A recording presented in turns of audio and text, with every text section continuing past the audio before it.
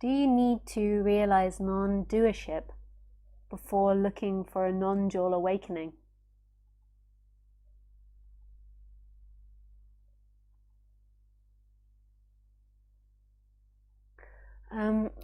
My experience is the person needs to relax a lot. It's an absolute surrender into what's happening, and the person is so desperately seeking in time that it needs to surrender a lot to itself. It's like giving up on the person. So the person always thinks, I'm going to find the answer in myself. I'm going to do it. So I'm going to realize non-doership. I'm going to realize all these things, and I'm going to get to awakening. But it's actually the complete giving up of that person. And for that person to give up, there normally needs to be a lot of relaxing of that person, because the person is very full of itself.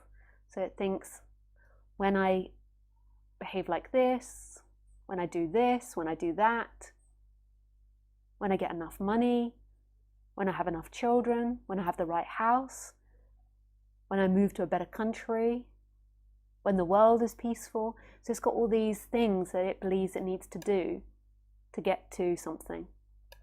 So say to get to enlightenment. Like, I can only be enlightenment once I got my finances sorted out. It has all these ideas of what it's got to do. I've got to realize non-dual. But actually, it's a surrender into that. And in order for a surrender into that, sometimes there has to be a relaxation with deeper feelings, and a relaxation with itself. And then the idea of non-doership is a great way, in some ways, to relax the person. It can also be really destructive, because people that have a tendency towards powerlessness, so a tendency towards depressive states, can take non-doership as a way, it's hopeless, it's pointless, I can't do it. And that's not what non-doership's talking about at all. It's actually really empowering non-doership. It's a total surrender to what's happening. It's letting life act. It's letting love act. It's letting what you want out, rather than keeping yourself in here in what you don't want and fearing this and fearing that. It's like a complete surrender to your natural flow of love, to that which is expansive. So non-doership's taken the right way, it can be a great way to relax that person. Taken the wrong way, it can be a way of that person keeping in a cycle of depressive thinking. The truth is that non-duality has got nothing to do with what you think on the human level. So it's nothing to do with reconditioning yourself, or reconditioning your emotions, or reconditioning what you think. It's the stillness of what is. It's seeing that the experiencer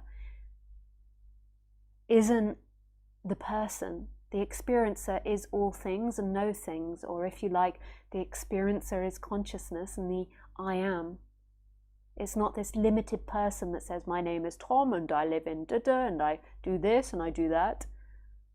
It's who you are is this expansive love. And that person needs, all that needs to happen is that person sort of lets go into that. So on the personal level, I've noticed that sometimes people have to get used to what they feel, so they don't keep running into time to try to avoid what they feel. So coming back to what you feel, being honest with what you feel, and stop trying to complete the feeling in time. So say if you feel anxiety, stop trying to find safety all the time, but allow the anxiety to come up and get more used to these feelings rather than running away from them, and transforming them into more positive feelings through the acceptance of them, and through realizing it what you actually want on the deeper level. And I can work with you on this in one-to-one sessions, or you can call in on Skype and we can work through it bit by bit of understanding yourself.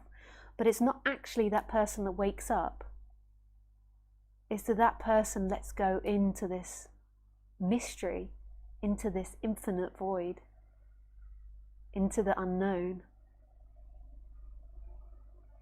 Like acting from your heart, acting from innocence.